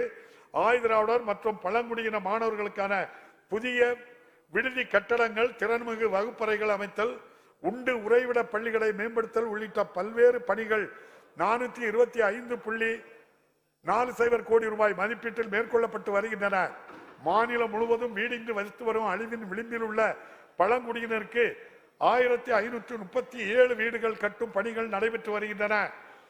வனங்களில் வசிக்கும் பழங்குடியின மக்களின் உரிமைகளை உறுதி செய்யும் பொருட்டு கடந்த 1.5 ஆண்டுகளில் வன உரிமை சட்டம் 2006 கீழ் 2293 பழங்குடியின குடும்பங்களுக்கு வன உரிமைகள் வழங்கப்பட்டுள்ளன. தமிழ்நாட்டில் சமூக நீதியை நிலைநாட்டி சமூகத்தில் பின்தங்கியுள்ள மக்களின் முன்னேற்றத்தினை உறுதி செய்யும் வகையில் சிறப்பான இடஒதுக்கீடு முறையை தமிழ்நாடு அரசு பின்பற்றி வருகிறது. பொருளாதாரத்தில் பின்தங்கிய பிரிவினருக்கு 10% இடஒதுக்கீடு வழங்கப்பட்டுள்ளது. சமூக நீதி கொள்கைகளுக்கு எதிராக 10% இடஒதுக்கீடு கொள்கை சமூக நீதி கொள்கைக்கு எதிராக உள்ளதால் தற்போது நமது மாநிலத்தில் பின்பற்றப்படும் இடஒதுக்கீடு முறையே தொடரும் என்ற கொள்கையை கோட்பாட்டில் இருந்து இந்த அரசு உறுதியாக உள்ளது. சமூகத்தில் பின்தங்கியுள்ளோரின் பொருளாதார மேம்பாட்டை உறுதி செய்ய தமிழ்நாடு பிற்படுத்தப்பட்டோர் பொருளாதார மேம்பாட்டுக் கழகம், தமிழ்நாடு சிறுபான்மையினர் பொருளாதார மேம்பாட்டுக் கழகம் ஆகியவற்றின் மூலம் 210 கோடி ரூபாய் அளவிற்கு கடன்கள் வழங்குவதற்கு நடவடிக்கை மேற்கொள்ளப்பட்டு வருகின்றன. கண்ணை இமை காப்பது போல் சிறுபான்மையினர் உரிமைகளையும் நலன்களையும் பாதுகாக்க பல்வேறு நடவடிக்கைகளை இந்த அரசு மேற்கொண்டு வருகிறது. கட்சி மற்றும் செருசலேமுக்கு புனித பயணம் மேற்கொள்ளும் பயணிகளுக்கு மானியம் வழங்கும் திட்டம் தொடர்ந்து செயல்படுத்தப்படும். சமூகத்தில் நலிவடைந்த பிரிவினரின் நிலையை மேம்படுத்துவதை இந்த அரசு நோக்கமாக கொண்டுள்ளது. மாற்றுத்திறனாளிகள் பெறும் மாதாந்திர ஓய்வூதியத்தை ரூபாய் 1000 இருந்து 1500 ரூபாயாகவும், தங்களை தாங்களே பராமரித்துக் கொள்ள இயலாத மாற்றுத்திறனாளிகளுக்கு பராமரிப்பு உதவித்தொகையை ரூபாய் 1500 ரூபாயிலிருந்து 2000 ரூபாயாகவும் உயர்த்த மாண்புமிகு முதலமைச்சர் அவர்கள் ஆணையிட்டு வழங்கப்பட்டு வருகிறது. இதற்காக ஆண்டொன்றுக்கு 388 கோடி ரூபாய் கூடுதல் செலவினம் ஏற்படும். இதனால் மாநிலம் முழுவதும் உள்ள 6,45,000 மாற்றுத்திறனாளிகள் பயன்பெறுவார்கள். அரசு பணியாளர்களின் நலனை கருத்தில் கொண்டு சுமார் 16 லட்சம் அரசு அலுவலர்கள், ஆசிரியர்கள், ஓய்வூதியதாரர்கள், குடும்ப ஓய்வூதியதாரர்கள் பயன்பெறும் வகையில் இந்த அரசு 1/1/2023 முதல் அகவிலைப்படையை 34% 38% உயர்த்தி வழங்கியுள்ளது. இதனால் ஆண்டொன்றுக்கு அரசுக்கு 2359 கோடி ரூபாய் கூடுதல் செலவினம் ஏற்படும். ஓய்வூதியர்களுக்கான வாழ்நாள் சான்றிதழ் வழங்கும் முறை மின்னணு முறையில் எளிமையாக்கப்பட்டு ஓய்வூதியதாரர்கள் இருக்கும் இடத்திலிருந்தே இச்சேவையை பெறுவதற்கு வழிவகை செய்யப்பட்டுள்ளது. இந்த அரசு பதவியேற்ற பின் 2021 ஆண்டில் நம் மாநிலத்தில் மழை வெள்ளத்தால் சேதம் ஏற்பட்டு மக்களின் இயல்பு வாழ்க்கை பாதிக்கப்பட்டது. அந்த பேரிடரை எதிர்கொண்ட அனுபவத்தில் அடிப்படையில் சமீபத்தில் ஏற்பட்ட புயலையும் கனமழையும் இந்த அரசு மிகச் சிறப்பாக கையாண்டது. கோவிட் பெருந்தொற்று உள்ளிட்ட பல்வேறு காரணங்களால் மாநிலத்தின் பொருளாதார தேக்க நிலையை அடைந்திருந்தது. கடந்த 1.5 ஆண்டுகளில் இந்த அரசு மேற்கொண்ட பொருளாதார சீர்திருத்தங்களாலும் நல திட்டங்களாலும் வளர்ச்சி பணிகளாலும் இந்நிலை மாறி தற்போது தமிழ்நாடு வளர்ச்சி பாதையில் முன்னேறி செல்கிறது. சட்டம் ஒழுங்கை சிறப்பாக நிலைநாட்டுவதால் தமிழ்நாடு தொடர்ந்து அமைதி பூங்காவையாக திகழ்கிறது. இதனால் பன்னாட்டு முதலீடுகளை ஈர்த்து அனைத்து துறைகளிலும் முதன்மை மாநிலமாக தமிழ்நாடு திகழ்கிறது. சமூக நீதி, சுயமரியாதை, அனைவரையும் உள்ளடக்கிய வளர்ச்சி, சமத்துவம், பெண்ணுரிமை, மத நல்லிணக்கம், பல்லுயிர் ஓம்புதல் ஆகிய கொள்கைகள் இவ்வரசின் அடித்தளமாக அமைந்துள்ளன. தந்தை பெரியார், அண்ணல் அம்பேத்கர், பெருந்தலைவர் காமராஜர், பேரறிஞர் அண்ணா, முத்தமிழறிஞர் கலைஞர் போன்ற மாபெரும் தலைவர்களின் கொள்கைகளையும் கோட்பாடுகளையும் பின்பற்றி பார்வோற்றும் திராவிட மாடல் ஆட்சியை இந்த அரசு வழங்கி வருகின்றது. தமிழர்களின் நலன், தமிழ்நாட்டின் வளம் ஆகியவற்றை மட்டுமே குறிக்கோளாக கொண்டு இவ்வரசு அயராது உழைத்து வருகின்றது. எத்தனை இடர்பாடுகள் இந்த லட்சிய பாதையில் எதிர் நின்றாலும் அவற்றையெல்லாம் கடந்து தமிழ்நாட்டை வளர்ச்சி பாதையில் வெற்றிகரமாக இந்த அரசு தொடர்ந்து வழிநடத்தி செல்கிறது.